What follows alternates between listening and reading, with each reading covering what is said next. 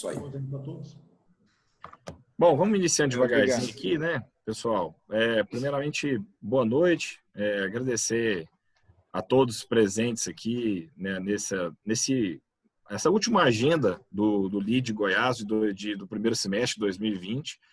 Essa é um evento especial com a presença do professor, doutor, mestre Marcos Fava Neves. Mais um nome, a gente teve com o Marcos Janck na semana passada, professor. E até comentei com ele que o nome do senhor e o nome dele eram nomes que a gente já estava querendo trazer há muito tempo, analisando a melhor hora para trazer. A gente sente uma falta, né, nós da região centro-oeste aqui, uma falta muito grande de eventos ligados ao agro, né? A gente tem uma diversidade de setores muito fortes aqui em Goiânia, em Anápolis, onde o Ricardo está, e lá em Cuiabá, onde o Evandro está. Então, esse evento com a didática muito boa, que eu sei que o senhor tem, já vi vários eventos que o senhor fez, que é o agro para quem não é do agro. Então, acho que vai ser um evento muito rico. Aproveitar o momento também para agradecer a presença do Evandro César, presidente do LEAD do Mato Grosso, uma unidade recente do LEAD. O Ivan pegou um grande desafio de conectar os bons empresários multissetoriais lá de Cuiabá e região. Tem um grande desafio e esse grande desafio está com a pessoa certa, um cara extremamente articulado, um cara boa praça. Precisa de 5 minutos de papo com o Evandro para ver que é gente do bem, um empresário arrojado e muito bem relacionado, e nessa grande missão que a gente conversa muito, né, de unir as unidades, de fazer não só um caminho aberto, mas uma avenida aberta, que já existe com agro, mas vamos expandir isso para todos os setores, né? Então, o Evandro é a nossa porta de entrada, todos os nossos filiados que estão acompanhando a gente, que precisar em Cuiabá, essa é a pessoa certa. E agradecer também a ilustre presença do Ricardo Souza, CEO da CDA, Arroz Tio Jorge. O Ricardo, professor Marcos, é uma daqueles perfis de jovens que entraram no desafio de tocar empresas do agro. Então, acho que vai muito, né? O professor Marcos Janck, na semana passada, falou muito disso, que ele está muito feliz e muito surpreso com a altíssima qualidade da nova geração de gestores do agro. E que ele, né, ministra lá no INSPER uma turma específica, que ele tem conhecido jovens brilhantes que têm mudado a cara do agronegócio brasileiro. E o Ricardo é uma dessas pessoas, né? O Ricardo é um cara que começou, né, lá embaixo, lá na companhia. Aproveitar também a presença aqui para agradecer a presença do Leonardo Melo, meu amigo, que é um dos sócios lá da CDA Arroz Tio Jorge, que é uma empresa que tem uma história muito bonita aqui, sobretudo aqui, a matriz é em Anápolis, aqui perto de Goiânia. É uma empresa que está mais forte do que nunca, um caminho de uma ascensão muito grande, e muito disso se deve à família do Leonardo aqui presente, mas muito ao trabalho do Ricardo. O Ricardo começou do zero, lá embaixo, mostrando serviço no step by step, né, Ricardo? E hoje é um dos nomes fortes aí da companhia e uma nova geração de gestores. Então, o evento a gente agradece muito a sua presença e o apoio da CDA Arroz Tio Jorge nesse evento especificamente, e agora como filiados do LEAD. Agradecer também a presença dos nossos patrocinadores, que a agenda do LEAD ela é uma agenda forte, porque a gente tem grandes marcas com a gente, professor, que é a TOTUS, das maiores empresas, né? A maior empresa de TI do Brasil, a Baker Tilly, a multinacional de consultoria e auditoria. A gente tem também o Jacó Coelho Advogados, né? O escritório de advocacia tradicionalíssimo aqui da nossa região, e a City, e duas empresas, a gente estava falando do mercado imobiliário antes de iniciar a live, no nosso bate-papo, duas empresas muito especiais aqui da nossa região, que é a Oliveira Melo, que é uma empresa tradicionalista de 40 anos, uma incorporadora, e a filha mais nova dela, né, a City Incorporadora, que fazem os projetos juntos dos meus amigos João Gabriel e Vitor Tomé. Então, acho que a gente está muito bem representado. E a todos os nossos fornecedores oficiais que fazem da nossa agenda aqui uma agenda muito forte. Bom, o evento de hoje é muito especial, né? Eu falei para o Marcos semana passada, o Marcos Janck, e reforço com o senhor aqui, para nós do LEAD, é especial quando a gente tem um convidado que tem um currículo forte, uma biografia de respeito. Então, quando a gente fala em agronegócio, acho que com certeza uma das pessoas mais que tem a maior referência, mais conceituadas desse setor é o senhor. O LEAD, a gente tem um orgulho muito grande de ter o senhor aqui, com mestrado, com doutorado, e não só a parte acadêmica, que é muito importante, né, acho que é cada vez mais raro, né? Acho que a gente está num momento onde acho que a população, no geral, nunca esteve tão carente de cientistas, de gente que estuda a teoria de ciência mesmo.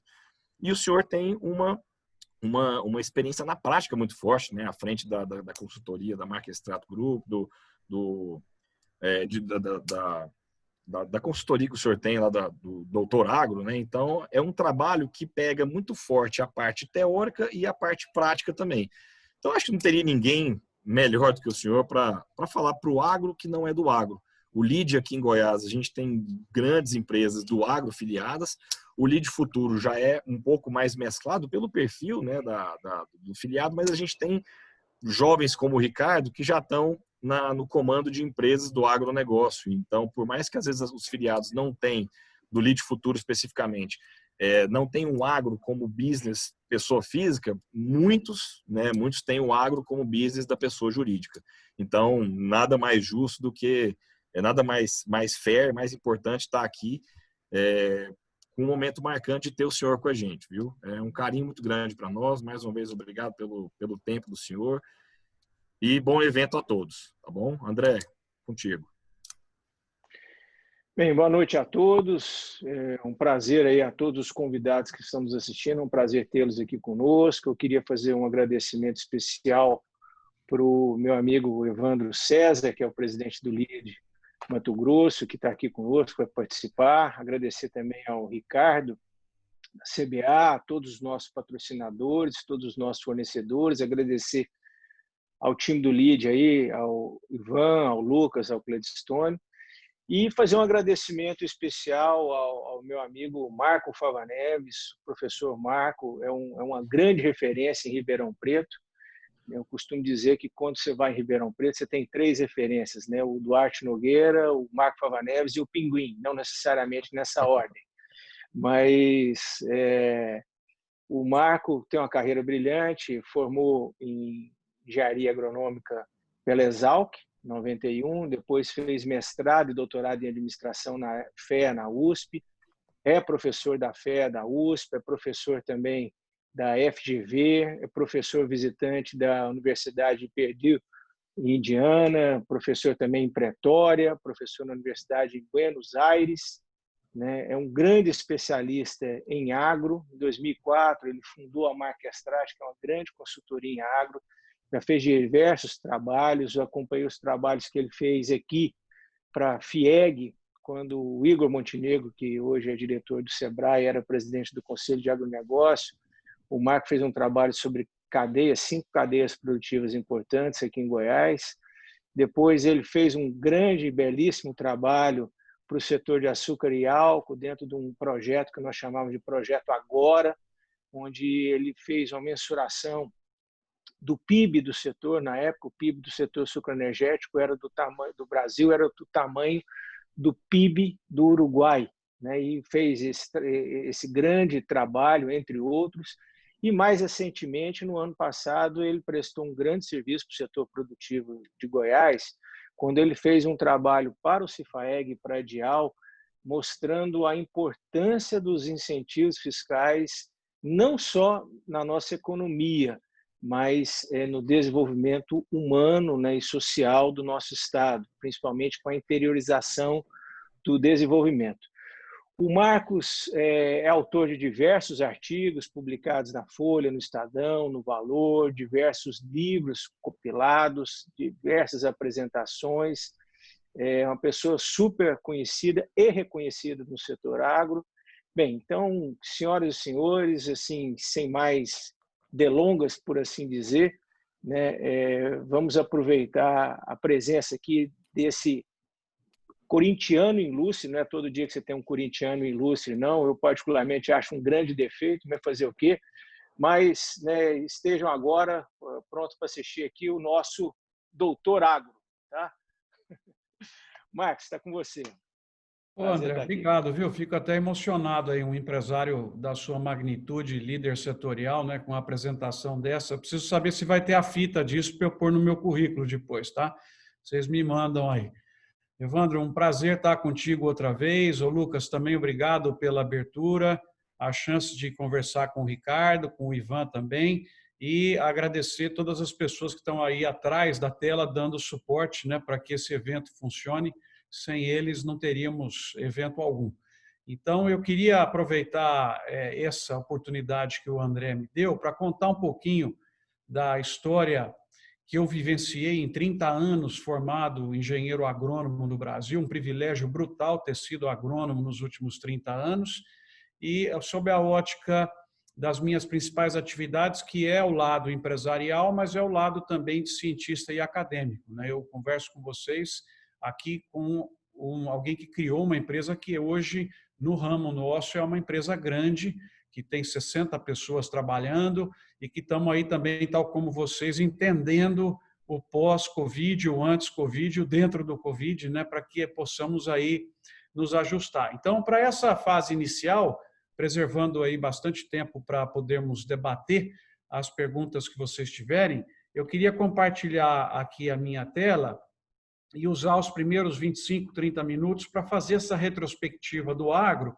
e uma proposta também para que o país entenda que é nessa área, a única área mundial aberta para protagonismo do Brasil. Nós não temos outra área, podemos ter no futebol, no tênis, em alguma coisa específica de alguma empresa, mas como área, o Brasil não tem outra a não ser essa para estabelecer uma posição de respeito no mundo à nossa sociedade, como a que já foi conquistada. Então, eu passo a compartilhar aqui agora, na expectativa que dê certo, e com isso a gente vai comentando. Se não der aí, vocês me dão um grito.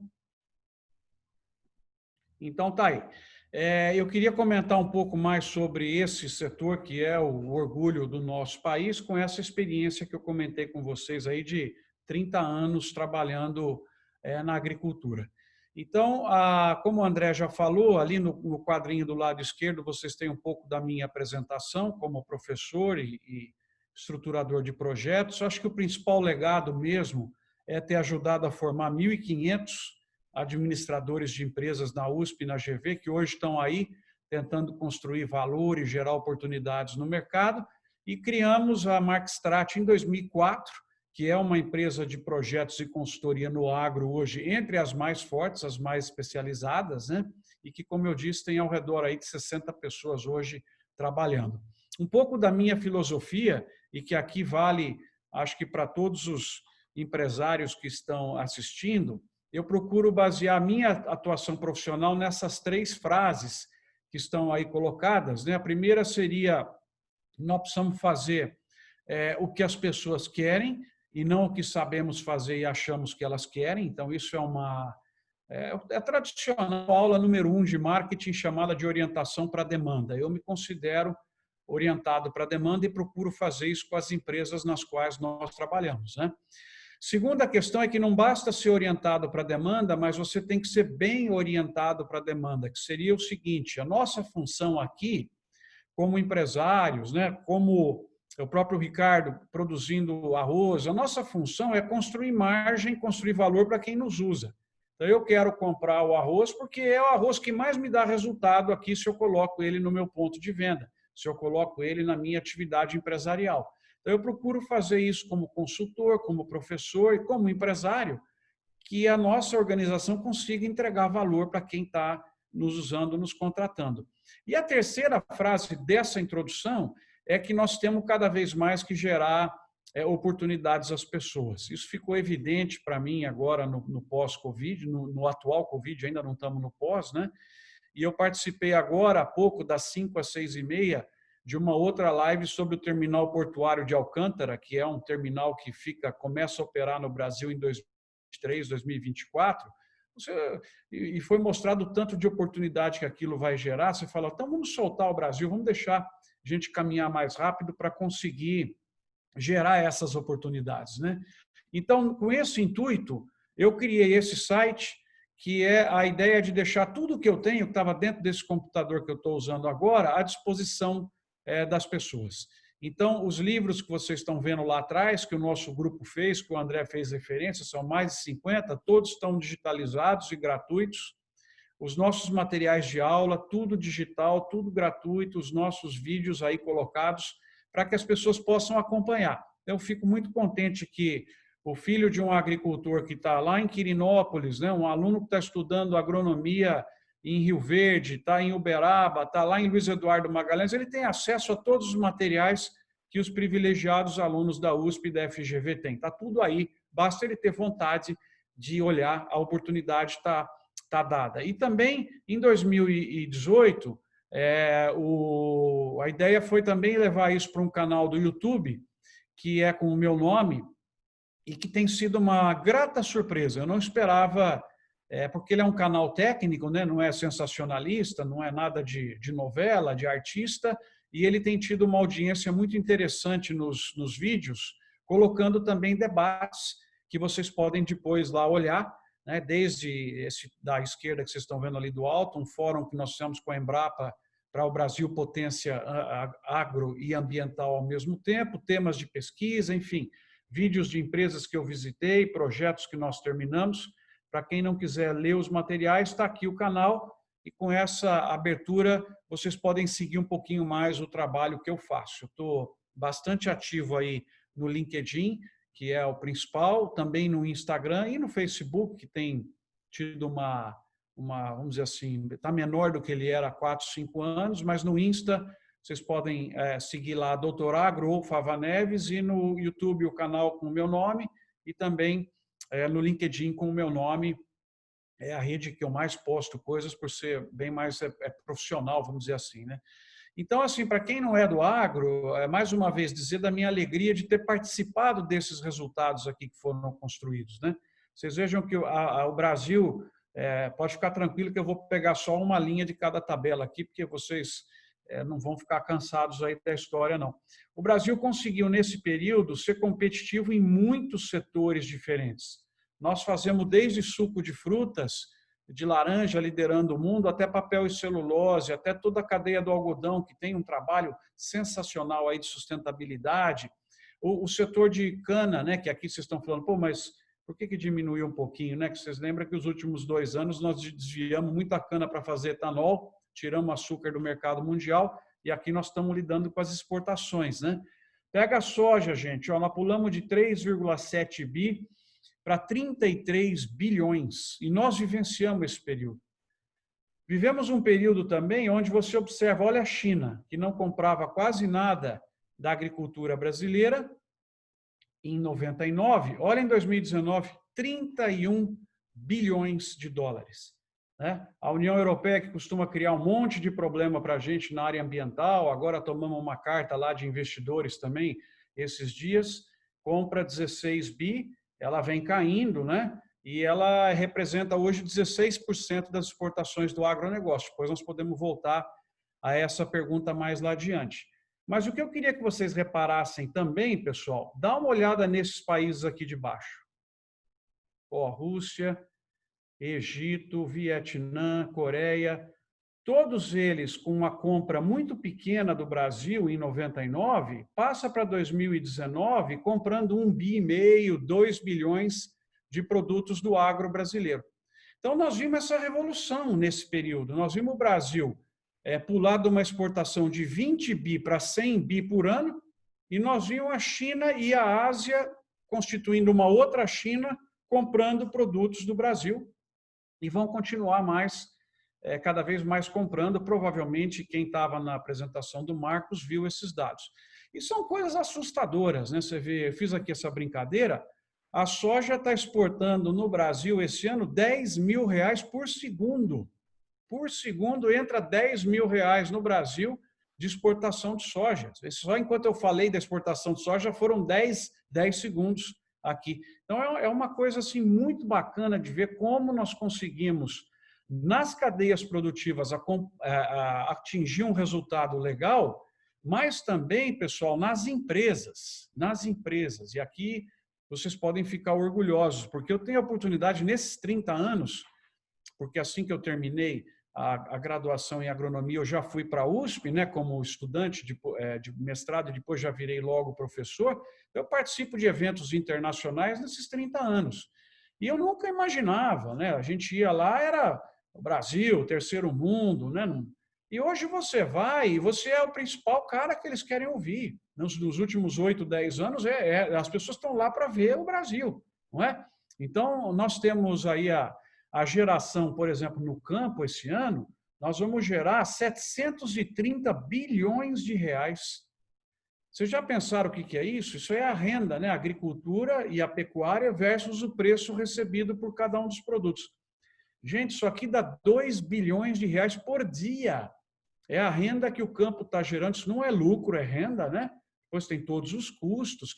Mas veja a movimentação disso, 2 bi por dia, que vai percolando e vai entrando em diversos outros setores. Porque para o pecuarista, produtor de suíno, de frango, de soja, de cana, produzir isso tudo, ele teve um gasto enorme, né? Que foi também para o setor de insumos, que foi para máquinas e que daí empregou aquela pessoa, o salário ela gastou na pizzaria, ela comprou imóvel.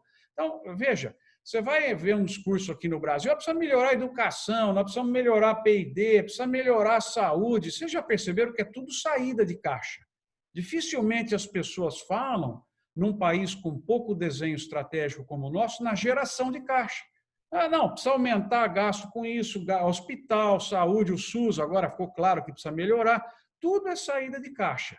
E não fala da geração do caixa. Então, a geração do caixa é o agro, né? E outros setores empresariais que o Brasil tem. Mas nós temos que estimular o caixa para poder ter saída de caixa. E aí você olha essa matéria aqui, dá uma olhada. Quando que eu imaginava na minha vida ler isso? Que o Brasil controlaria 50% da exportação mundial de soja. Soja é bomba atômica, é uma energia pura lá que todo mundo precisa para fazer ração, para comida, para fazer óleo, para movimentar a máquina, e 50% da soja está saindo aqui do Brasil.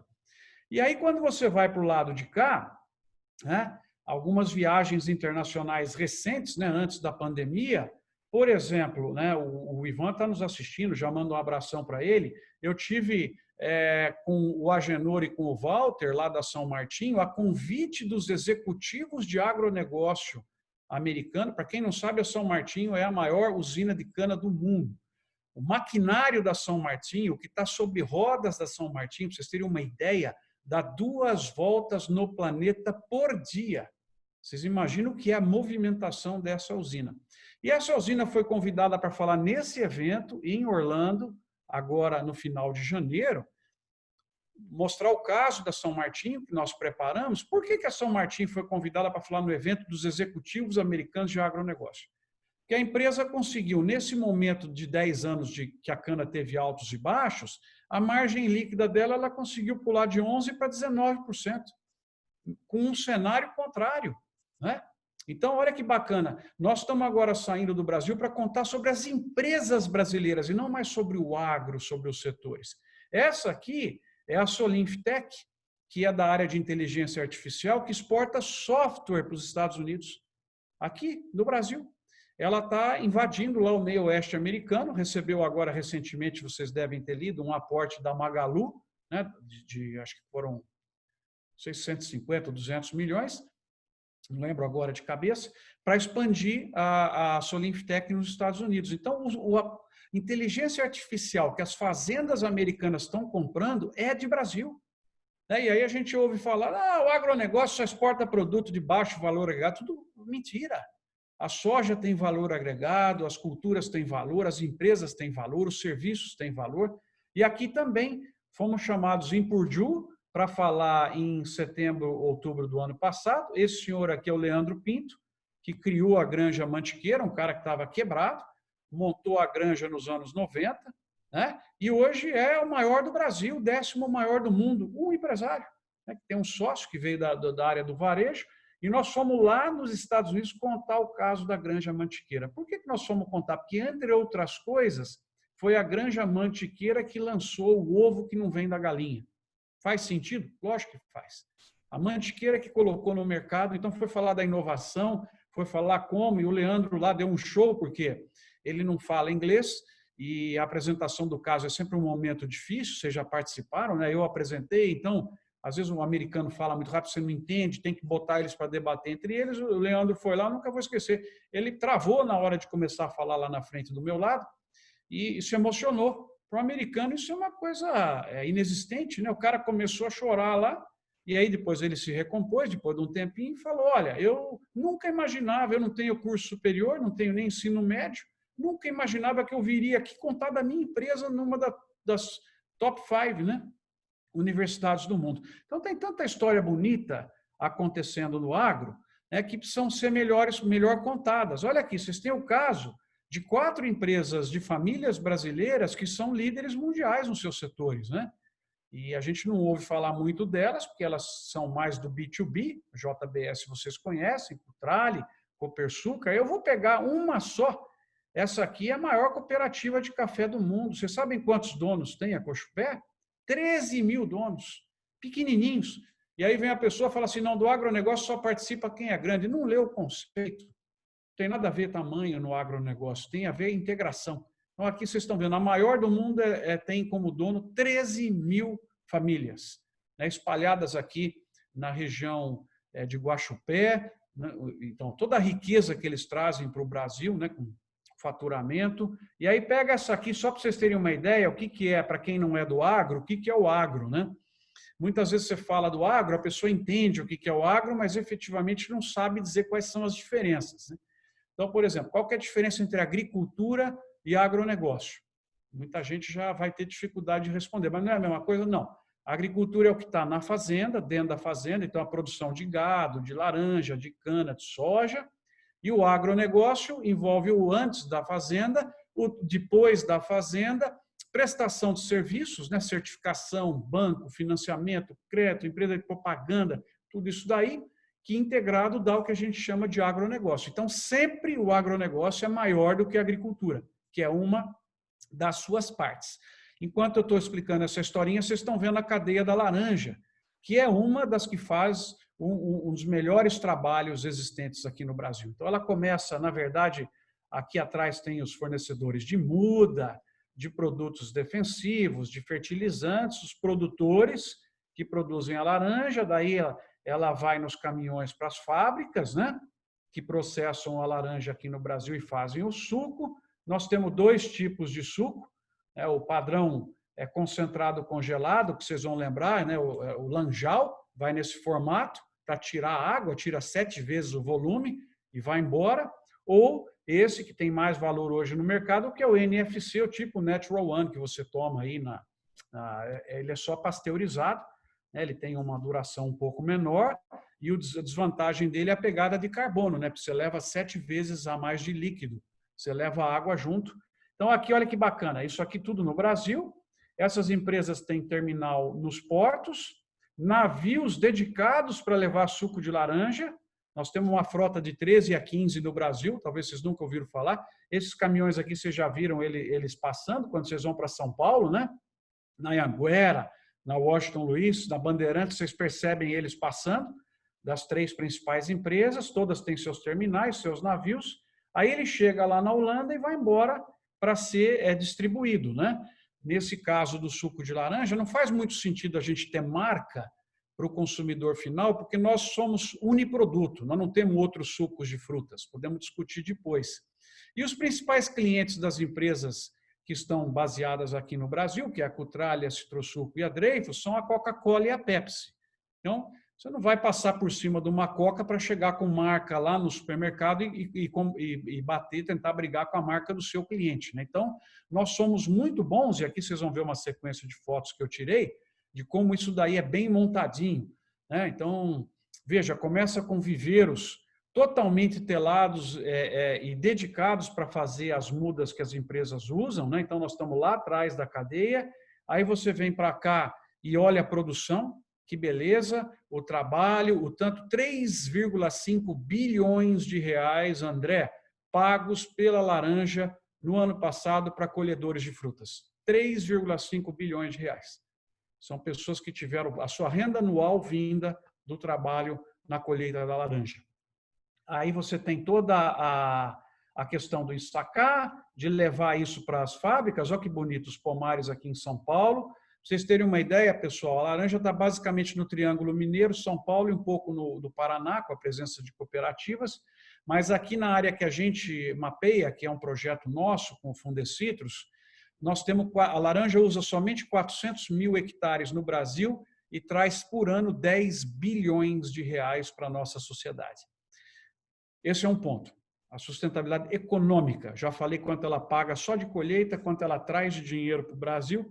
Os 400 mil hectares que estão, colocar assim, basicamente em São Paulo, vocês sabem quanto de área preservada que tem dentro dessas fazendas?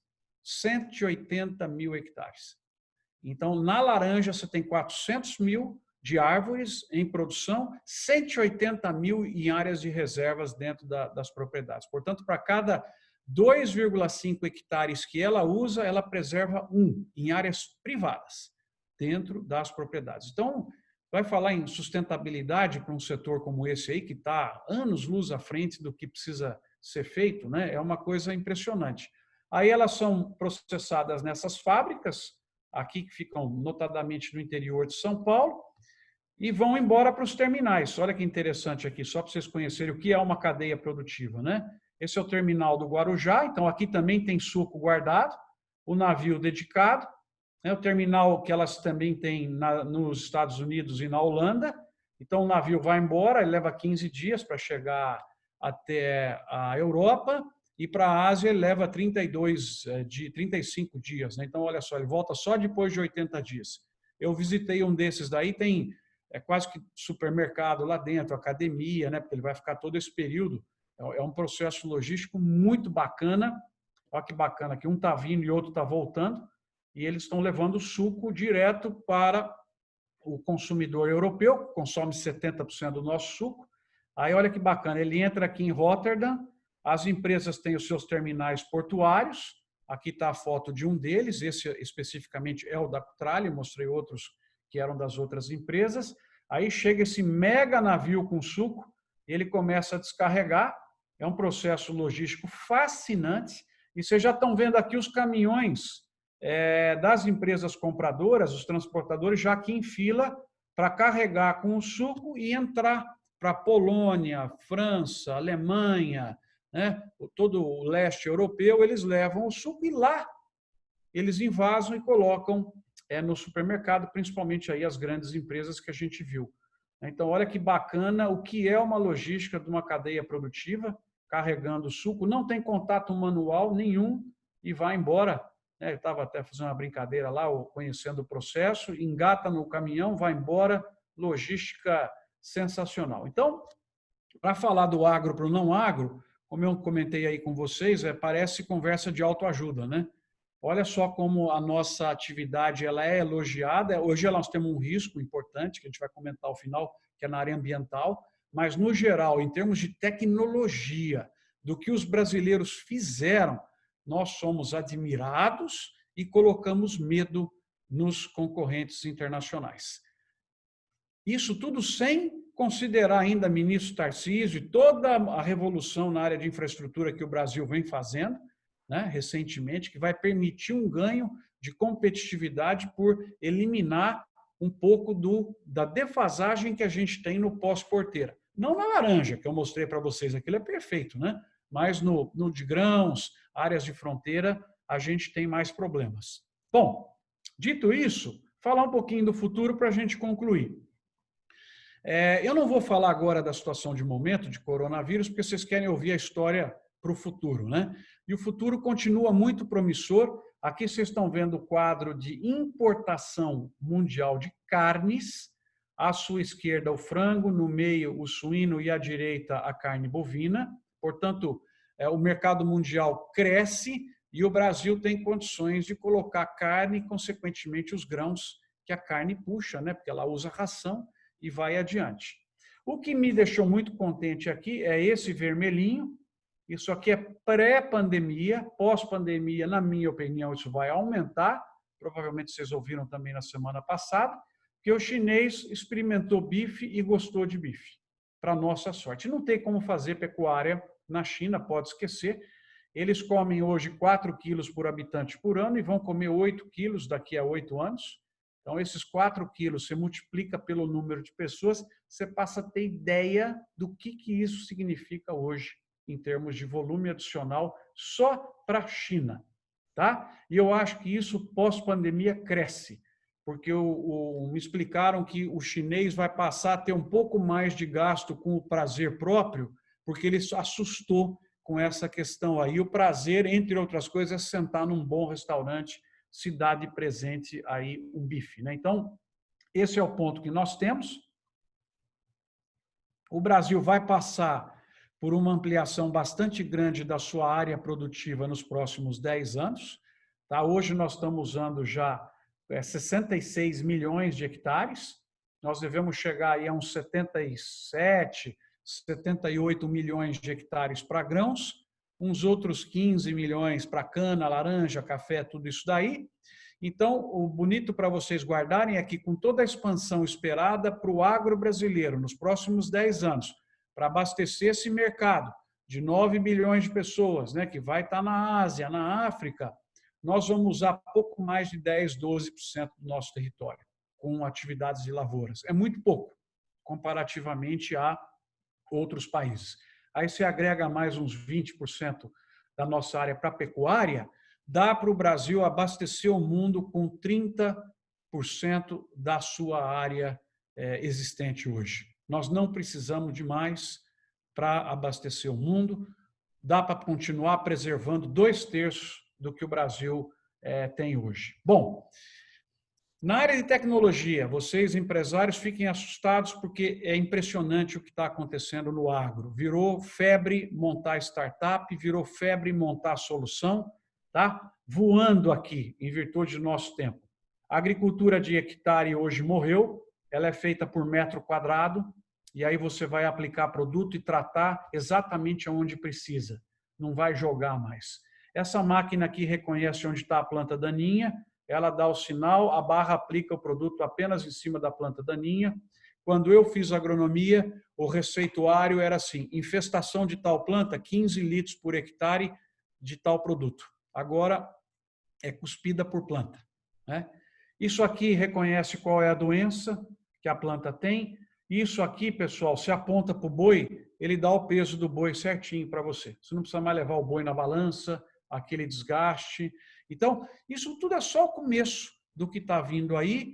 E eu digo para vocês o seguinte, acelerou brutalmente nos 3 meses de pandemia, porque o pessoal precisou entrar no online, precisou entender, e nós vamos ter uma revolução agora de aplicativos que ligam diretamente produtor de hortícola de área cercando a cidade com dono de restaurante.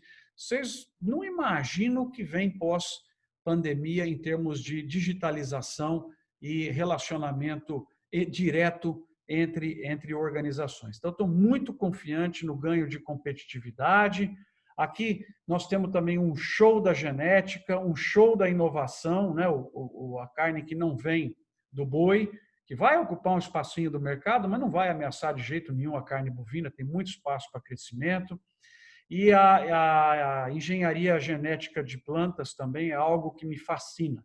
Só para vocês terem uma ideia, vou ficar só nesse exemplo aqui. Desligou-se o gene que confere o escurecimento para a maçã quando você morde ela e deixa ela do lado. Não é que, costumo brincar, que pegou um gene do escorpião, colocou na maçã, nada disso. Você desligou o gene que ela escurece. Você desligou o gene da laranja que confere o amargor para ela. De repente, você tem uma variedade que vai para a mesa. Você desligou, você alterou o gene aqui embaixo da respiração da planta. Ela perde menos água e pega o carbono. Criou uma planta resistente a estresse hídrico, resistente à seca. Então, sim, a área de inovação, podia ficar aqui 1 hora conversando com vocês. Aqui em Quirinópolis, um trabalho sensacional também, cada vez maior de agricultura circular. O que significa isso, gente? Vou falar bem rápido. Você tem aqui uma unidade de etanol de milho, do lado de uma unidade de etanol de cana. Etanol de milho não tem eletricidade para gerar a planta, então você queima o bagaço da cana, joga eletricidade para a usina de milho poder funcionar. O milho entra, sai 1 tonelada, sai 400 litros de etanol, 330, 350 quilos de DDG, quer dizer, o milho não tem bagaço, como a cana tem. Isso aí é um composto proteico. Composto proteico você dá para o gado, né? O gado adora composto proteico, aí o gado gera um monte de esterco, você trata esse esterco e retorna ele para a cana e para o milho. Olha que coisa sensacional, né? E aqui na São Martinho também já sendo testado o Scania movido a biometano. Então vocês imaginem, para o RenovaBio, que é um programa de sequestro de carbono dos mais modernos, se não for o mais moderno que eu já vi no mundo, você imagina só quando as usinas tirarem da sua conta o gasto com diesel, parte do gasto com diesel, e parte disso verter para biometano, né? Quantos créditos a mais ela não vai poder ter, quanto a mais nós não temos em termos de pagamento por serviços ambientais que a agricultura brasileira está gerando. Bom, para fechar, tenho mais 3 telas aqui falando especificamente de Goiás. Quando se instala uma agroindústria numa região, você pode imaginar que ela vai gerar um mundo de oportunidades. E eu tive, a pedido das usinas lá de Quirinópolis, fazer um trabalho lá, porque estavam sendo um pouco perturbados, e nós fizemos um trabalho mapeando o benefício que foi para a cidade de Quirinópolis, pessoal, quando 2 usinas lá se instalaram ao redor de 2005. Tá? Esse estudo foi publicado no exterior, em journals de primeira linha, e mostra o benefício social da agroindustrialização. Porque quem é contra vai falar, a cana vai acabar com tudo, não vai mais ter milho, não vai ter soja. Né? Aí você vai e demonstra. Fizemos um trabalho também em Uberaba, porque um vereador queria proibir a área com cana, imagina, porque achou que acabou com tudo, e você pega o número, mostra e derruba o problema. Né? Então, olha aqui só. Queria pegar com vocês um número só. Antes das usinas, Quirinópolis tinha ao redor de 800 empresas. Depois das usinas, passou a ter 2.200 empresas. O que são isso? Sorveteria, hotel, academia, escritório de contabilidade e assim por diante. Né? Então, mais uma vez, pessoal, a ideia do orçamento. Sem geração de caixa, não tem gasto, não tem distribuição de renda. Nós precisamos olhar a geração do caixa. E agroindústria, agronegócio, antes de mais nada, é geração de caixa. Já falei da Cochupé para vocês. Cooper Citrus, outra cooperativa com faturamento de mais de 4 bilhões de reais. A área que mais cresce da Cooper Citrus, pessoal, é campo digital. Ou seja, a Cooper Citrus levando ao pequeno produtor, ao médio produtor, todo o pacote tecnológico que eu mostrei para vocês, de drones, de agricultura por metro quadrado, para que ele possa se incluir nessa nova vida, nesse novo mundo da agricultura, sem necessitar comprar os ativos. Sem precisar comprar drones, nada disso. A cooperativa dele presta o serviço para ele. Então, vocês verem quanta coisa bonita está aí acontecendo. Na área ambiental, já falei para vocês, o Brasil tem 2/3 de área preservada e usa praticamente 30%, sendo 8% para lavouras, vai para 11, 12%, e vai roubar uma parte da pecuária. Outra coisa muito importante também do Brasil é que 45% da nossa fonte de energia é renovável e é provavelmente o único país de grande agricultura do mundo que tem um código florestal com esse rigor, onde os fazendeiros precisam tirar a área de produção, voltar à vegetação original ou compensar no mesmo bioma um custo que se colocou sem ele receber. E assim, pós-pandemia, pagamento por serviço ambiental é outra tecla que nós tínhamos que bater bastante para ganhar. Finalizando, última tela, e eu não vou ficar aqui muito tempo com ela, tem um filminho lá no YouTube, se vocês quiserem, de 10 minutos que eu explico esse conceito. Eu acho que agora, pós-pandemia, no Brasil, menos conflito, menos briga, porque está insuportável, essa dicotomia que está aí no país. Nós precisamos achar uma forma de construir pontes e o espaço que está aberto para a nossa sociedade é esse que eu mostro aí para vocês. O Brasil, como fornecedor mundial sustentável, agricultura e meio ambiente são irmãos siameses, gêmeos para buscar essa posição no mundo de alimentos, bioenergia e outros agroprodutos.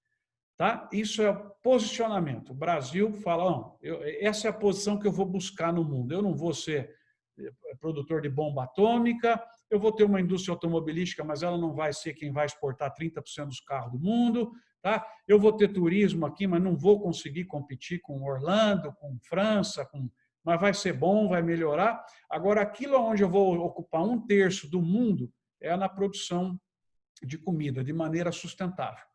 Então, para isso, eu tenho que trabalhar custos, e aqui estão os pontos principais, tá? Desde logística, transporte, armazenagem, genética 5.0, agricultura de metro quadrado, crédito, um monte de coisa que eu falei para vocês, energia, conectividade, bioinsumos, né? Diferenciação, que é o produto brasileiro é bom.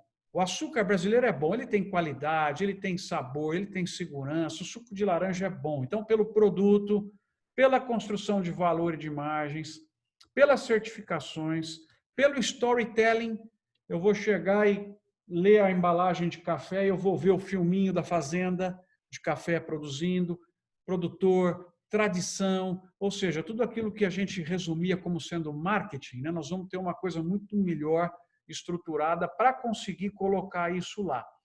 Explorar cada vez mais, em benefício também desses brasileiros, que é o patrimônio de ter brasileiros indígenas. Nos Estados Unidos são donos da Hard Rock Café, tem um monte de produto com label. Eu vou no supermercado, eu tiro foto, produced by indigenous people, né? Então, você vê, tem um potencial brutal que a Europa tem interesse, todo mundo tem interesse em você trazer para o sistema econômico de uma maneira absolutamente sustentável, preservando a cultura, os costumes, mas atuando para melhorar a vida com geração de caixa, né? Que é possível. Integração lavoura, pecuária, floresta e hoje a minha preocupação maior é com a Amazônia, tá? Já tomamos, como eu falei para vocês, outra carta hoje. E o mundo vai olhar para a Amazônia outra vez, se a gente tiver descontrole na questão das queimadas, com o fim da pandemia, vai ficar um vácuo de assuntos, vocês podem ter certeza que vão cair de pau em cima, né, já estão, e nós temos que tirar a Amazônia, que hoje pesa do lado negativo, para o lado positivo. Essa é basicamente a estratégia que tem que ser feita. Depois, tem muita gente que entende muito mais do que eu, mas basicamente com o combate à ilegalidade, né, com o respeito ao Código Florestal, enfim, é um patrimônio que precisa mudar do lado da equação para ajudar o Brasil a construir essa imagem de fornecedor mundial sustentável. E termino ressaltando o papel do LIDE, tá certo? O papel do André no Ciamig, o papel da Comigo. Nós não vamos vencer sem uma ação coletiva forte. Tá? O que é ação coletiva? Juntarmos para harmonizar, buscar as coisas de interesse, associação forte, cooperativismo forte, alianças estratégicas cada vez mais. Então, eu fecho essa apresentação dizendo o seguinte: não há outro caminho aberto para a sociedade brasileira se posicionar no mundo que não o de fornecedor de comida. E qualquer país ele pode viver sem bomba atômica, mas não vive sem comida.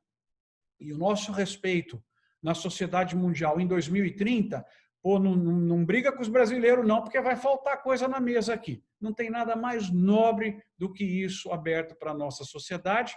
E nós precisamos de menos conflito, uma agenda mais comum, construtiva, plano estratégico por cadeias, para ver qual o potencial que elas podem ter daqui 5, 10 anos e fazer as estratégias. Genericamente é isso, trabalhar custo, diferenciação e ações coletivas. Então, com isso, eu peço perdão, passei 10 minutinhos aí do meu tempo, interrompo aqui o compartilhamento e abro aí para os meus chefes conduzirem o debate. Obrigado, André, Lucas, Evandro, todo mundo aí pela atenção. Obrigado, professor, pela aula aí. Foi um prazer aqui. Acho que nós ganhamos muito com esses 10 minutos a mais que você comentou. Acho que é sempre muito bom ver essa experiência de você que vive e conhece o agronegócio, como o Lucas colocou, conhece na sala de aula e conhece no campo, né? no eito, né, como o pessoal costuma dizer lá, no pé do eito. E é interessante que conhece muito Goiás, né? Eu tinha esquecido de comentar o trabalho que você já tinha feito realmente lá em 2005, a pedido lá do Grupo São Martinho, justamente para mostrar que não havia essa preocupação, né, da cana e alimento ou energia, como era a discussão da época, né? E uma coisa muito interessante é que Quirinópolis, que naquele momento era o município de número 50 em competitividade no estado, se tornou o nono, né, com essa transformação, quer dizer, além daqueles outros indicadores que você mostrou naquele quadro. Bem, eu vou passar agora para o Ricardo, da CBA, para o Ricardo poder fazer uma saudação e te fazer uma pergunta, e logo em sequência para o nosso amigo Evandro, lá do LID Mato Grosso. Ricardo. Boa noite, professor. É uma honra ouvi-lo. A gente vive aí esse dia a dia do agronegócio, é um desafio tremendo e eu fico muito feliz de saber que tem pessoas como o senhor à frente, estudando, né, divulgando o agronegócio pelo mundo. A gente brinca que o Brasil é o celeiro do mundo, né? Porque de fato ele é protagonista, sim, em fornecer alimentos para o mundo como um todo. Nós estamos aqui no meio da cadeia, né? O nosso carro-chefe é arroz, trabalhamos muito forte com arroz e feijão na CDA, e a gente convive diariamente com os produtores e sabe o tamanho do desafio que é para eles, né? Hoje produzir no Brasil. A gente brinca, quem compra um pacote de arroz no supermercado não sabe o trabalho que dá, né, desde o plantio, a colheita, o beneficiamento, a distribuição. Então, a gente fica muito feliz de ouvi-lo, né? Eu também sou apaixonado pelo que faço, sou apaixonado através da CDA, a gente aí fornecer alimentos da cesta básica, né? O arroz e feijão é a dupla querida do brasileiro, então é com muito orgulho que a gente faz esse trabalho diariamente. Mas é um desafio muito grande. E aí a minha pergunta para o senhor, quando a gente fala de arroz e feijão, né, quando a gente fala de grãos no geral, o Brasil aí produz 240 milhões de toneladas, sendo que os maiores aí é a soja e o milho. Mas quando a gente fala de arroz e feijão, nós somos o que nós plantamos, colhemos, a gente consome, né? Então não tem muita transação de exportação e importação. Isso acontece, mas quase que uma anula a outra, né? Nós produzimos, nós consumimos. E aí o que a gente percebe é que as regiões que produzem, né, por exemplo, o arroz, que é no Rio Grande do Sul, hoje o Rio Grande do Sul e Santa Catarina são os maiores produtores de arroz, existe um desafio tremendo para escoar esse produto internamente, né? Nós estamos aqui em Goiás, também estamos no Tocantins, no Maranhão. O Maranhão é o estado com maior consumo per capita de arroz do Brasil.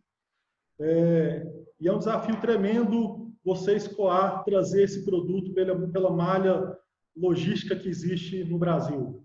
Quando a gente pensa na região centro-oeste, desses 240 milhões de toneladas, ela produz 120, né? Quando a gente pensa no Mato Grosso, produz 73 milhões de toneladas. Então, são regiões produtoras que lidam diariamente com o desafio de escoar esse produto pelo Brasil, né? Que seja através dos portos, enfim, para abastecer o mercado interno, abastecer o mercado externo. E a minha pergunta para o senhor se a gente pudesse enumerar qual é os desafios que o agro tem para chegar às 300 milhões de toneladas de grãos em 2027? Qual que é o desafio? Porque hoje o que eu vivo aqui e eu percebo é esse desafio logístico, né? Que realmente é complicado. Mas a gente, conversando também com o produtor, você vê problemas regulatórios, vê problema de financiamento, enfim. Qual seria os grandes desafios aí para o Brasil que ele precisa superar para poder avançar cada vez mais nos volumes aí de grãos, especificamente? Ricardo, obrigado pela tua pergunta e parabéns pelo trabalho que vocês fazem aí na empresa, que eu acompanho de longe, mas tenho muito orgulho, né, se fosse dar exemplos de mercado interno, com certeza vocês seriam aí selecionados. Você pontuou muito bem a questão do arroz e do feijão, são culturas de mercado interno com consumo per capita elevado no Brasil e que não tem grande elasticidade de renda. Veja, as pessoas já não vão ganhar mais, vai consumir mais arroz ou feijão, praticamente ele está na mesa das pessoas, né? Só não consegue comprar quem efetivamente está passando fome ou não tem renda, mas se tem, já é o produto que ele vai atacar. Então, crescimento de consumo per capita, não sei se a sua leitura é essa também, eu acho que as chances são baixas no geral, mas isso não isenta as possibilidades de produtos diferenciados dentro do arroz e do feijão para os segmentos A e B da sociedade brasileira, com todo o pacote de diferenciação que pode ser feito, né, com variedades diferentes, com conduções de produtos diferentes que você possa trazer lá dentro. Então, essa é uma agenda interessante. Eu acho que talvez o arroz ainda, por ter uma cultura de consumo mais forte no mundo, se o Brasil tiver um choque de competitividade, eventualmente com câmbio, talvez a gente tenha até alguns espaços exportadores um pouco maiores, né? No feijão eu acho mais difícil, mas no arroz eu acho que tem essa chance sim. E aí entra na segunda parte da tua pergunta, que vale não somente para o arroz, mas para todos os grãos. O que nós precisávamos ter feito, e estamos atrasados para fazer, a sociedade brasileira sempre perde tempo, né? Agora está perdendo tempo outra vez, brigando em vez de discutir as estratégias pós-pandemia, que são muito diferentes. O mundo volta diferente, o setor de saúde volta diferente, todo mundo tinha que estar se planejando já no pós-pandemia, e nós estamos aqui dentro, de novo, falando em impeachment, de novo, sabe? Parece que são temas que não saem da pauta aqui do Brasil, que atrapalha o pensamento estratégico, né? Uma coisa que é lamentável, efetivamente, a nossa falta de capacidade de coesão para bolar o espaço conjunto. Porque o objetivo de pessoa que tem uma orientação mais de direita ou mais de esquerda, o objetivo dessas pessoas é o mesmo, onde difere é na estratégia. Todo mundo quer um país melhor, mais justo, com distribuição de renda, com mais desenvolvimento, qualquer um. O problema é como fazer isso. Se você não debate os como, porque as pessoas brigam, aí não avança, né? Então, parte disso justifica o atraso do Estado em prover ao empresário aquilo que ele precisaria, que ele paga o Estado para prover. Então, você já citou, problema de logística absolutamente inexplicável em 2020, ainda acontecendo no Brasil, de burocracia inexplicável num mundo digital. Espero que agora o governo tenha aprendido, né, a ficar digital e facilitar muitos contratos digitais, inspeções digitais e uma série de outras coisas. Você tem uma questão de mentalidade, questão de segurança na fazenda. Eu estou em diversos grupos de agricultores, acho que umas 3 ou 4 mensagens por dia com foto de trator roubado, foto de caminhão. Pô, não faz sentido hoje no mundo digital. Você tem satélite, pega quem roubou e pune. E aí você vai falar, não vou mais roubar trator, porque depois de 3 dias os caras vêm aqui e me pegam. Por quê? Porque o digital pegou. Se lê placa de carro, por que não monitora isso? Sabe? Então, você tem tanta coisa que podia já estar resolvido se a gente tivesse uma mentalidade de olhar para 2030 e antecipar, né? E eu acho que, assim, só para concluir, o que eu esperaria do Estado pós-pandemia é que o Estado ele tem que ser um criador de margem para você e não criador de obstáculo. A mentalidade do Estado hoje é de criação de obstáculo. Ele tem que virar de lado, ele tem que criar margem. Então, se você quiser pôr um pivô, Ricardo, o Estado tem que ter um poupa-tempo. O cara sinalizou que ele quer ter um pivô. O Estado tem que ir na sua propriedade e te ajudar com tudo que você precisa. Como é o poupa-tempo? Você vai num lugar só. Entendeu? Parece que hoje você coloca impedimento para o cara investir e, com isso, você prejudica o próprio caixa do Estado. Eu vi aí alguns exemplos em Goiás, você coloca o próprio caixa, porque o cara vai demorar mais tempo para gerar renda e eu vou demorar mais tempo para ter acesso ao imposto do que ele vai fazer. Então, assim, quem sabe, né, pós esse momento grave que nós estamos vivendo, o Estado não volte com um mindset diferente, né? Eu sou um elemento para criar valor para quem me usa, que é a sociedade, e não criar obstáculo. Ele está com... Lógico, você tem exceções, tá? Exceções em cidades, em estados, gente pensando com isso, mas, no geral, a cultura ainda é a de criar dificuldades e não criar facilidades. Ótimo, obrigado. Eu fiz várias perguntas aqui, eu sei que eu não posso, eu não tenho tempo, mas eu gostaria só de fazer mais uma. Quando a gente pensa aí nos Estados Unidos, ele é o maior produtor de grãos e a China é a maior consumidora, né? E a gente sabe que eles, está havendo atrito comercial entre eles já há algum tempo, e isso, no sentido para o Brasil, do agronegócio, é positivo ou negativo na sua visão, doutor? É o seguinte, né? Você tem a troca de comida no mundo em 2030, você olha as projeções aí da OCDE, da FAO, é nitidamente comida saindo das Américas, e aí você coloca Estados Unidos e Brasil, e comida indo para a Ásia e para a África. Eu acho que aí cabe um aspecto importante do Brasil desenvolvendo outros mercados. E aí, basicamente, você tem do lado lá da Ásia a China como grande compradora. Mas não é só a China. Você viu pelos dados que eu mostrei de exportações, nós temos que olhar e desenvolver Indonésia, Nigéria, Bangladesh, Paquistão. São todos mercados para o Brasil prestar muito mais atenção e oferecer para construir margens para eles. Então, essa é a primeira. Aí você tem 2 grandes vendedores e um grande comprador hoje. E a China está numa disputa nítida de hegemonia mundial com os Estados Unidos e, para mim, ela já levou. Sabe, essa discussão aí eu fiquei lá o ano passado durante praticamente 3 semanas, é impressionante. O que o chinês monta, ele domina, porque ele tem escala, né? O cara monta um aplicativo, no dia seguinte 500 milhões de pessoas passam a usar. Então, como é que você vai competir com a base de 500? Então, é impressionante. Eles vão montando coisas, você volta para cá, para o Brasil, você parece que precisa aplicar um redutor para voltar aqui, porque é outra coisa acontecendo a velocidade brutal. Então, eu acho que é mais uma disputa por hegemonia do que efetivamente comercial, e na minha leitura o chinês já levou.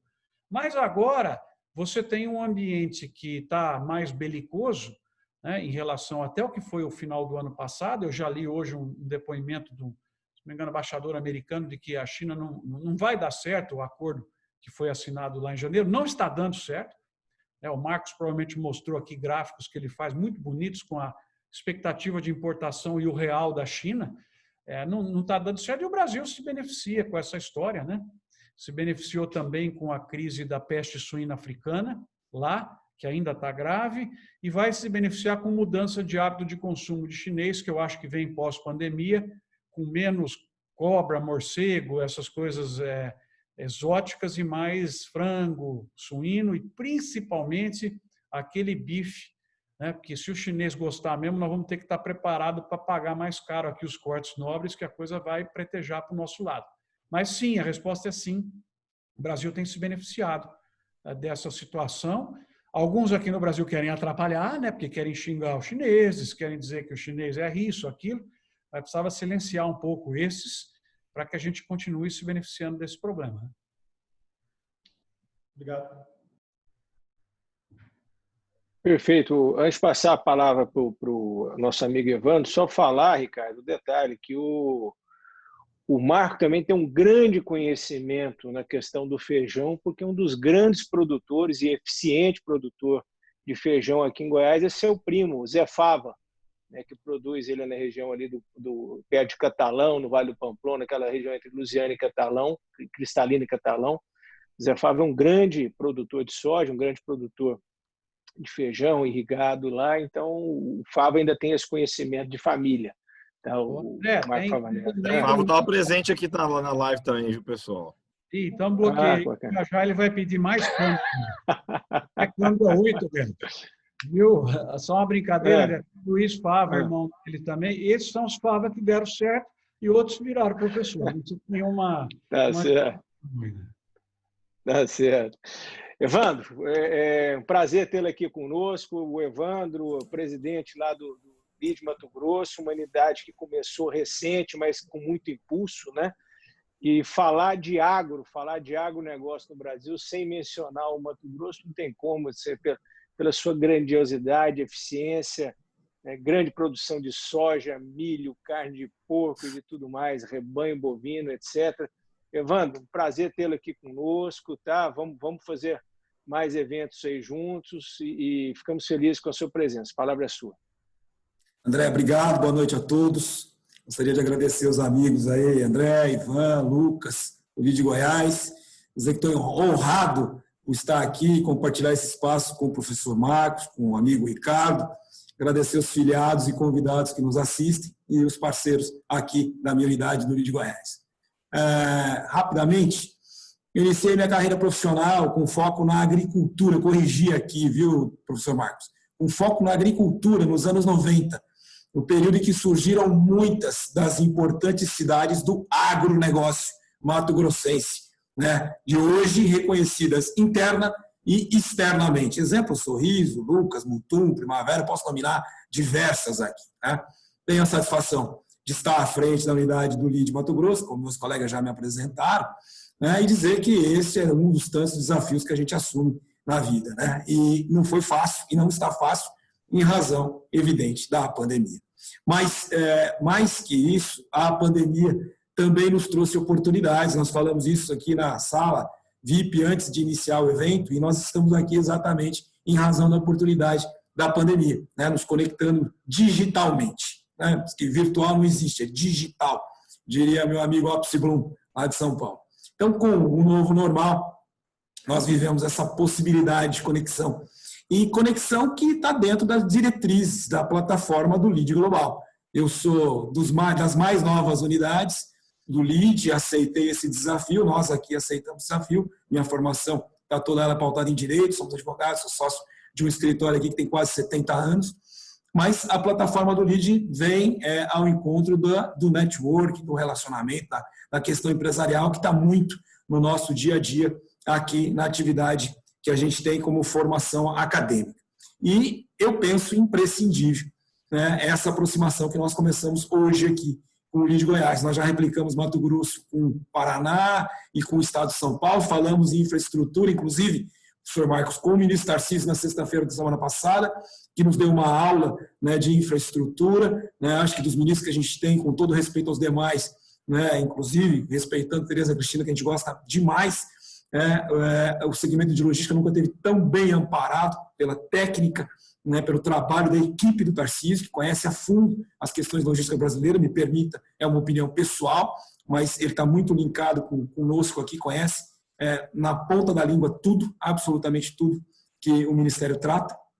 Então, eu imagino que o novo normal vem para essas atividades que nós estamos realizando aqui, digitais e híbridas. Né? Vai chegar uma hora, nós comentamos isso também, que a gente vai falar não somente de forma digital, como presencial, e aquele que não puder estar vai se conectar com a gente na forma digital. Então, híbrida, são várias as plataformas, várias as tendências nesse sentido. Então, nós estamos, o LID tem como preceito, e a gente tem visto muito isso, hoje, principalmente, hoje nós estamos vendo isso, acho que conteúdo e relevância é a tônica que nos move. Muito obrigado por isso, muito obrigado pela aula de hoje, né? Estou muito satisfeito com esse espaço, com esse tempo. Não quero me alongar na conversa, acho que nós vamos ter oportunidade de nos conectar e trazer tantos outros assuntos, né, à tona. O agro realmente nos encanta, faço parte dele desde o início da minha formação, né? Trabalhei numa empresa de fertilizantes no início da minha carreira.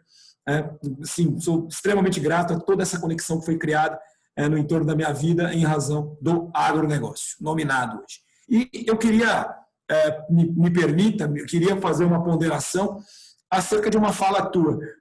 Sou entusiasta e sigo algumas pessoas nas redes sociais, você tem muita coisa boa, né? E você disse, abro aspas, obrigado ao agronegócio por 2019. Eu queria te perguntar o seguinte, há espaço, né, para essa mesma frase para 2020? Ou seja, o ano que vem nós vamos ter condição de agradecer novamente o agronegócio, né, que isso, na minha opinião, vem se seguindo, mas eu queria ouvir isso de você, e emendar com uma outra pergunta. O Grupo Bandeirantes está lançando o Agro Mais, e a missão, segundo a diretoria da Band, é tratar especificamente dos assuntos que importam ao agronegócio, ao segmento, dando valor a isso. Nós conhecemos do outro canal de TV, da Globo, do G1. Né? Vou falar da Globo aqui, G1 é parceiro nosso aqui no Mato Grosso. Então, um abraço para o Melati. E dizer o seguinte, a campanha, abre aspas, agro, a indústria e a riqueza do Brasil, fecho aspas, é da Globo também, ou seja, plataformas linkadas com o agronegócio. Então, somando isso tudo, nós temos consciência, o Brasil tem consciência do valor efetivo do agro, isso é motivo de orgulho, porque nós estamos vendo as plataformas, né, movimentadas em torno disso, estou vendo tua fala movimentada em torno disso. Nós temos a real consciência do quanto o agro é imprescindível, importante, né, deveria ser tratado como algo nacional, algo de relevância, algo para ser muito bem cuidado. Muito obrigado a todos, obrigado pela oportunidade. Professor Marcos, por favor. Evandro, eu vou começar pela segunda, né, que é o seu comentário em relação ao ganho de importância do setor na mídia brasileira. Eu vivenciei isso com muita alegria para te contar, sabe? Eu acho que a Globo, a Bandeirantes, a Record, as mídias que surgiram especializadas, aquelas só de internet, como, por exemplo, o canal Notícias Agrícolas, que tem uma audiência incrível, estou citando um só de cada para não ficar aqui muito tempo, agora AgroMais, Terra Viva, né, Globo Rural, uma coisa tão tradicional. E o que você percebe, além das grandes grupos de mídia do Brasil entrarem mais no agro, eles não deslizam mais, quando vão falar do agro, como deslizavam há 5 ou 10 anos. O que você tem, e hoje a gente daí fica com raiva, procura uma aproximação para conversar, é um ou outro artista num programa deles que, às vezes por falta de conhecimento, acaba ofendendo, tal, mas dificilmente você percebe o editorial, dificilmente você percebe o jornalismo escorregar como escorregavam há 5, 8 anos, não demonstrando uma compreensão da dimensão desse setor, da importância dele para a geração do caixa e da importância dele para garantir o mínimo de segurança para as pessoas.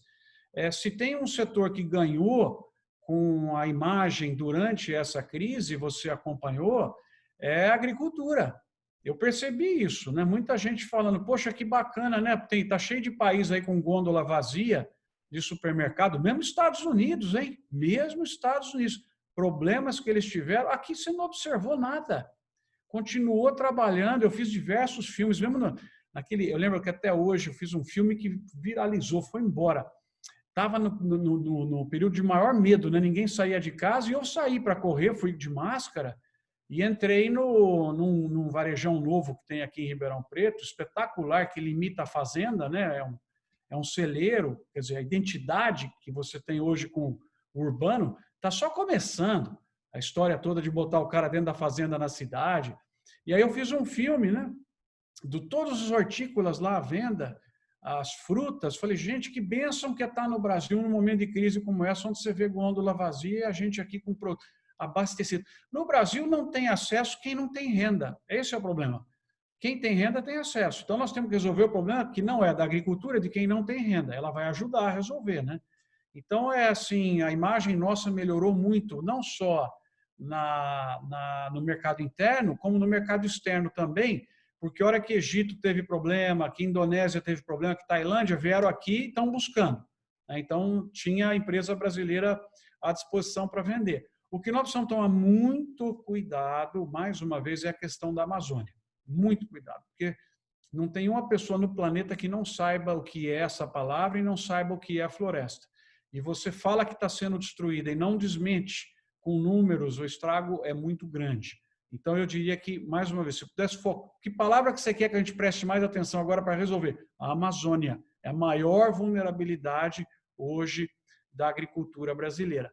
E aí, para ir para a tua primeira pergunta, eu lembro desse artigo, né? Agradeça ao Agro por 2019, que foi um resultado fantástico. E aí eu já te disse, né? A renda no campo esse ano vai de 680 para 720. São 2 bilhões por dia. A exportação deve pular de 96 para 105 bilhões de dólares, o que é um câmbio de 5 dá 500 bilhões de reais. As nossas gôndolas estão aí abastecidas, né? os empregos sendo gerados no setor, o PIB do setor vai crescer 3% e o PIB do Brasil cair 6,5%. Então, eu diria o seguinte, ao final de 2020, eu vou dizer, agradeça de joelhos ao agronegócio, porque ele ajudou na conferência de imunidade ao Brasil num ano tão complicado.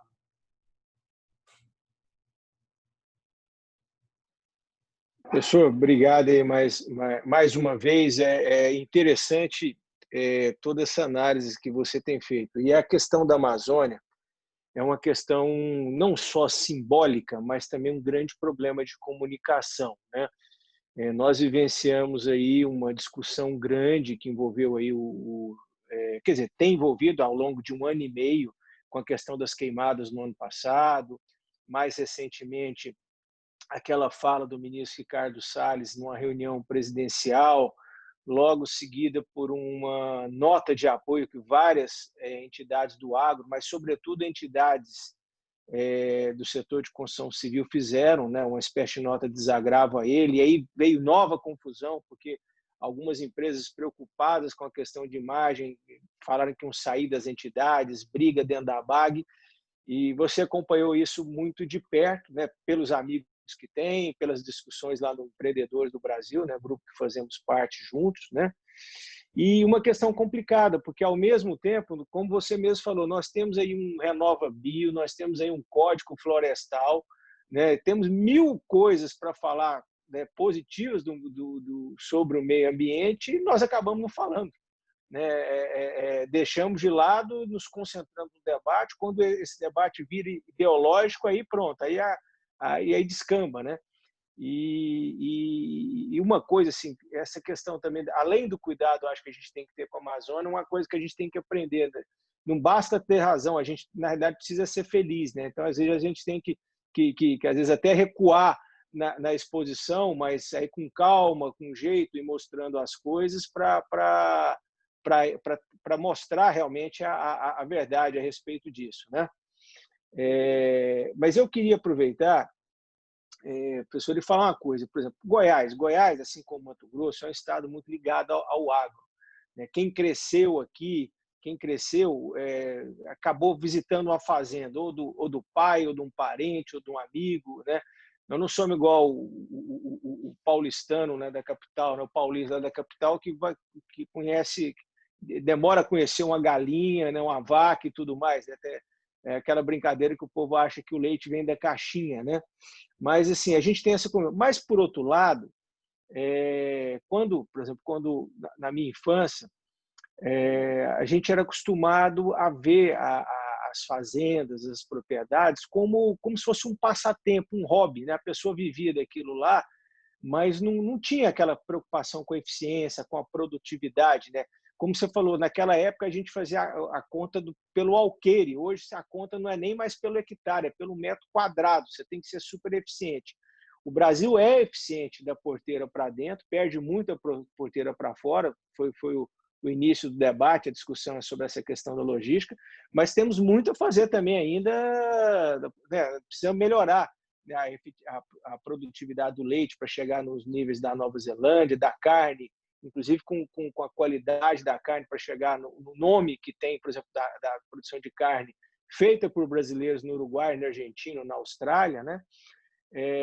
Mas existe uma questão, e aí eu vou aproveitar, fazer o gancho com a pergunta aqui do Mário Almeida, que diz o seguinte, ele pergunta assim, assim, ele está encantado, te parabeniza pela palestra, né?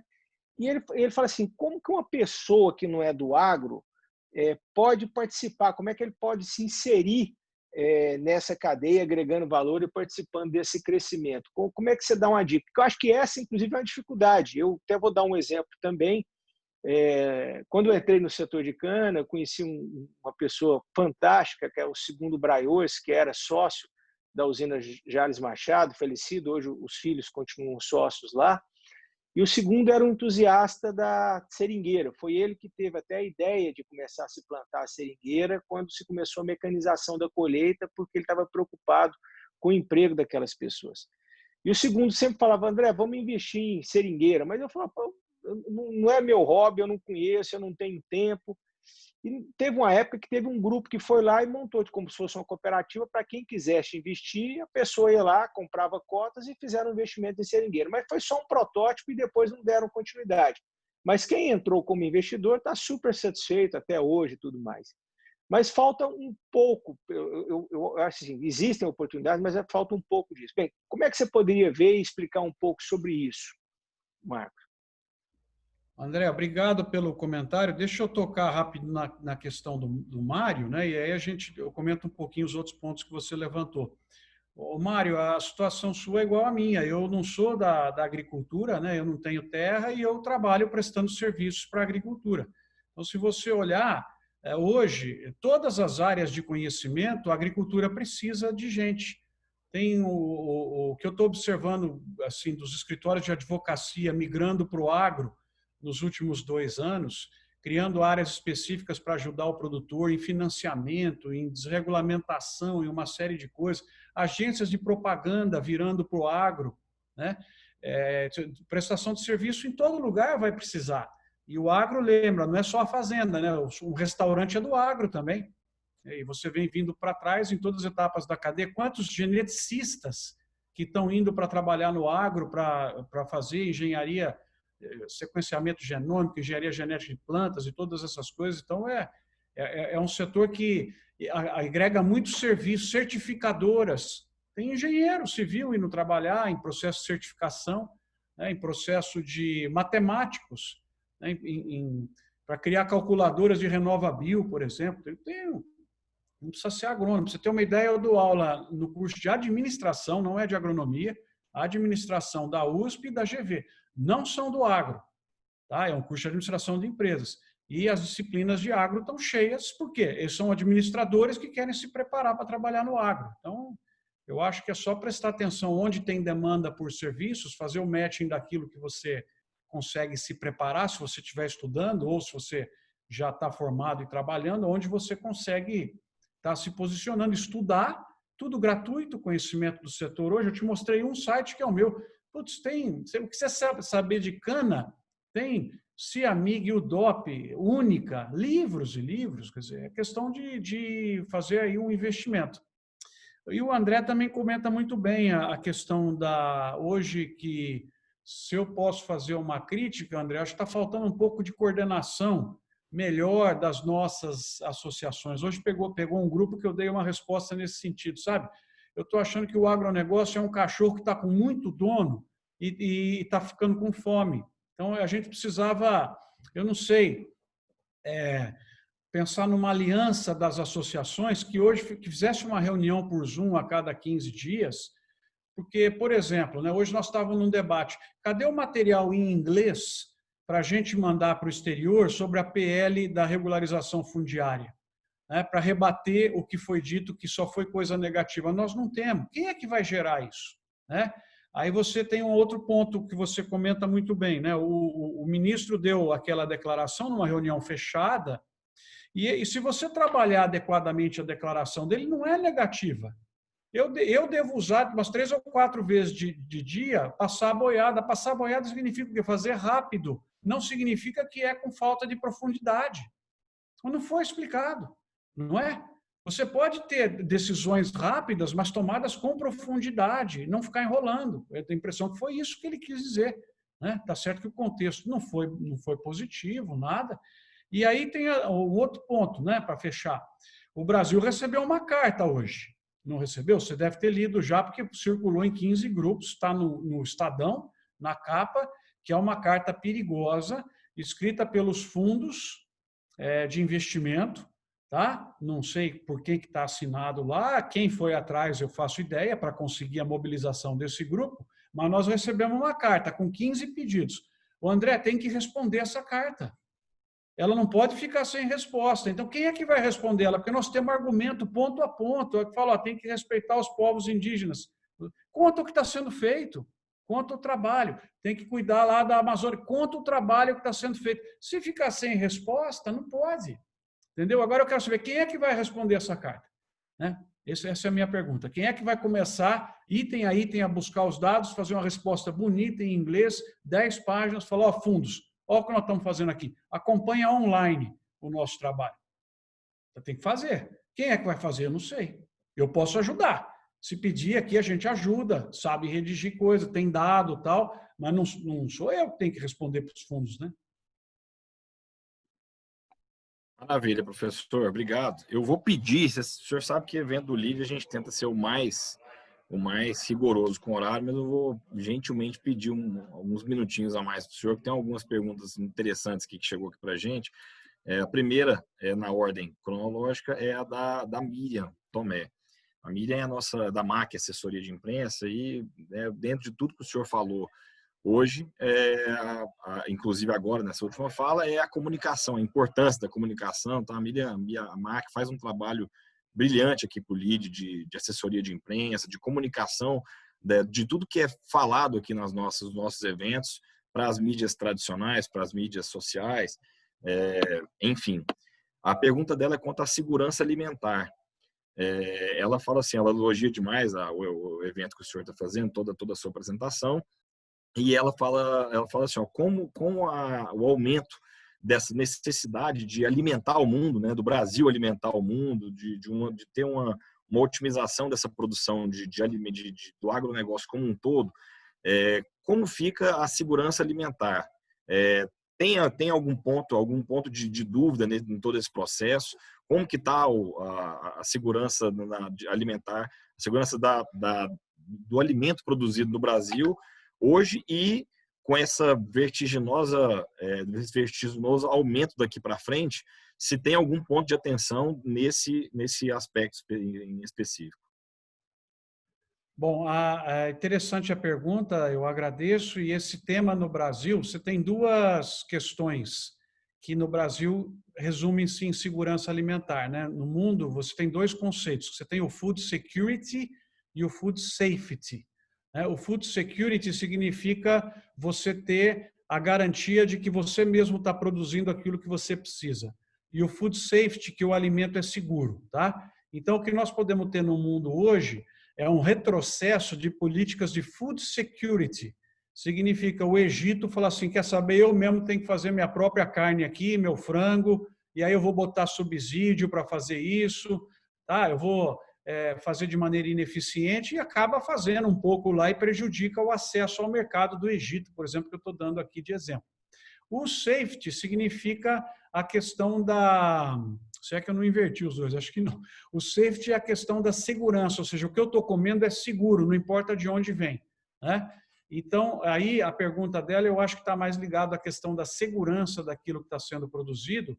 E se nós temos uma área que evoluiu muito no Brasil nos últimos anos, é a questão do controle sanitário das plantas produtivas, das questões todas de segurança do próprio trabalho, Você vai visitar uma agroindústria hoje? Eu sei, eu vou falar para você, Lucas, eu ia visitar uma agroindústria há 10 anos atrás, eu entrava lá do lado da bolacha sendo feita. Agora eu vejo de fora com vidro. Não pode mais entrar. Se você vai entrar, tem que botar luva, botar um monte de coisa que você fala, eu nem vou mais visitar porque enche o saco. Antes você entrava do lado, ali, deixa eu pegar um pouquinho, né? 10 anos atrás. Agora acabou. São padrões de ISO, né? De certificação, que a gente tem uma garantia muito grande, né?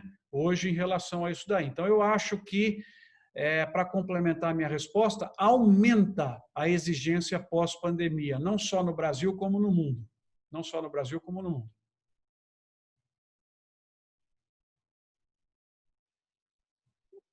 Beleza, professor. Só para a gente finalizar aqui, Marcos, nós já estamos com o tempo esgotado, como o Lucas comentou, tínhamos muitos assuntos aqui, eu vou pedir desculpa aqui. Nós tínhamos algumas perguntas aí sobre fronteiras agrícolas, sobre o Matopiba, sobre a questão do câmbio, de exportação, uma série de questões aqui que depois a gente responde. Acho que tínhamos muitas coisas para poder falar, né? E só para agradecer mais uma vez, eu já quero também já fazer um encerramento, agradecer muito você de pronto ter aceito estar aqui, estar sempre presente. Esses dias atrás ele fez um belo debate aí no canal da FAEG com o nosso amigo, o deputado Zé Mário, que é o presidente do sistema FAEG-Senar aqui em Goiás e que tem feito um belo trabalho na Câmara dos Deputados. tá? Eu vou fazer aqui o meu encerramento, depois, se o Evandro quiser fazer alguma colocação antes do Lucas encerrar, ou o Ricardo, mas eu só queria aproveitar aqui o Otoniel da Baker Tilly, o Otoniel Martins, que é um grande parceiro nosso, ele comenta, né, que o agro é muito importante do ponto de vista estratégico para o Brasil. A carga fiscal é baixa, inclusive tem aí uma perspectiva aí do governo, do Paulo Guedes, querer aumentar essa carga em cima, e uma das discussões que a gente tem é justamente essa taxação das commodities, principalmente na questão da exportação, né?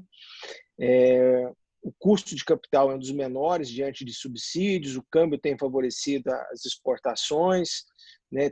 Existem vários pontos positivos. Mesmo assim, muitos produtores e empresas param no meio do caminho com problemas financeiros enormes. Considerando a sua experiência de longa data no setor, o que você considera como principais fatores que levam os produtores e empresas do segmento a manter um crescimento constante e real dentro de bases sólidas? Tá? Aproveito para mandar um abraço ao Otoniel Martins, um grande parceiro nosso do LEAD aqui, com a Baker Tilly. Obrigado, André, por essa pergunta. O senhor Toniel também. Eu tenho um filminho feito sobre isso, eu te convido para assistir.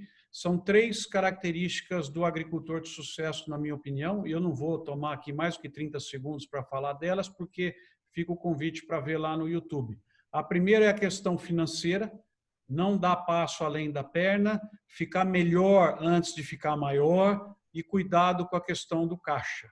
A segunda é a excelência agrícola, a lavoura é gerida por metro quadrado, é a mais bonita que tem, entendeu? Compra os insumos adequados e tudo isso daí. E a terceira característica do agricultor de sucesso é aquele cara que o custo é medido à exaustão. Nada escapa, tem um escorpião no bolso. Tá? Então lá você tem uma explicação de 4, 5 minutos com cada item que compõe a dimensão financeira, a dimensão de custo e a dimensão de lavoura do que é um agricultor de sucesso, né? E o André também comentou, vocês não vão ficar sem a minha opinião, tá? Câmbio para mim em 25 de dezembro, 4,56, valor do ATR vai fechar essa safra 0,707, tá? E o que mais vocês quiserem saber de opinião, vai colocando aí que eu já dou até o final aí também. Bom. Pode falar aí, Ricardo. Pode falar aí. Quero agradecer a oportunidade, o convite feito pelo Lucas, LEAD Goiás, o André Rocha, o Ivan, o Evandro. Prazer estar aqui com vocês. Ao doutor Marcos, foi uma aula, um aprendizado. Do lado de cá, a gente continua firme, trabalhando para fortalecer o agronegócio, para escoar o máximo possível com a maior eficiência os nossos produtos, principalmente arroz e feijão. Continuamos aí focados. Sabemos da nossa responsabilidade nesse momento agora de pandemia, né? A busca por alimento, ela é muito grande. Então, queria agradecer a vocês pelo convite. Foi uma honra dividir esse espaço aí com vocês. Vou aproveitar aqui de minha parte para não alongar muito, agradecer a todos, agradecer o LEAD Goiás aí novamente, os três anfitriões aí. Prazer, Ricardo, ter estado contigo. E professor Marcos, muito obrigado pela aula.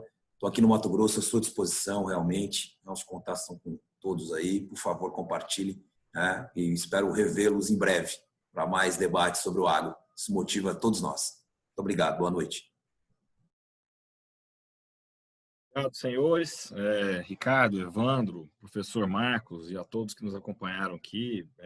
Foi um prazer muito grande. Eu acho que em mim, pelo menos, despertou, professor, um sentimento de orgulho. Eu acho toda essa apresentação do senhor, eu acho que pega uma pontinha de orgulho que às vezes no dia a dia, principalmente para quem não é do agro, né, como eu, a gente um momento que pelo menos eu parei e pensei, é verdade, a única potencialidade mundial que o Brasil pode ser, né, a não ser que daqui a 80 anos a gente pare, e espero estar vivo até lá, a gente pare e descubra que além do agro teve alguma outra, mas de antemão do cenário que a gente tem hoje, com certeza, não tinha parado para pensar nisso, e eu gosto que o senhor vê toda a fala que o senhor abordou, foi com um otimismo muito grande. Eu acho que a gente precisa ser mais otimista.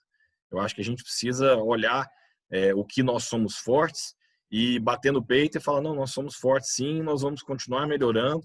Eu acho que nesses tempos sombrios, esses tempos de receio que está todo mundo vivendo, uma palavra de otimismo, esperança e de profissionalismo, né, de entender como o senhor entende do mercado. E falar, olha, esse é o caminho, vamos apostar aqui, porque não só no agro especificamente, mas toda a cadeia do agro tem condição de fazer muito mais do que está fazendo, sendo que o que já está fazendo está bom demais, como foi a leitura dos últimos 20 anos, né? Desde 99 para cá. Então, obrigado pela presença, professor, mas obrigado por despertar. Eu tenho certeza que não só em mim, mas em todo mundo que acompanhou a gente aqui hoje, esse sentimento de orgulho que é muito, cada vez mais raro a gente ter, né, dentro esse cenário conflituoso. E eu passo a palavra para o senhor fazer o agradecimento final. O senhor falou que queria responder mais uma coisa. Eu passo para o senhor fazendo só uma última análise entre... o senhor falou, teve uma frase do senhor, o artigo que para o Evandro marcou. Para mim foi que a agricultura e o meio ambiente são siameses. Então, dentre esse cenário, esse fechamento que o senhor irá fazer, o que de agora, desse último mandato, né, da Tereza, da ministra Tereza e do ministro Ricardo Salles, vão completar daqui uma semana, um ano e meio à frente dos mandatos deles, um dos, acho que poucos ministros que não foram trocados, né, mas cada vez mais eles estão lá desde o começo. O que eles fizeram de certo e o que eles estão fazendo de errado que deve ser mudado daqui para frente para a gente seguir esse cenário de otimismo que o senhor fez para a gente. Mais uma vez, muito obrigado. Uma pergunta, eu vou responder a primeira pergunta e daí faço o meu rápido encerramento, né?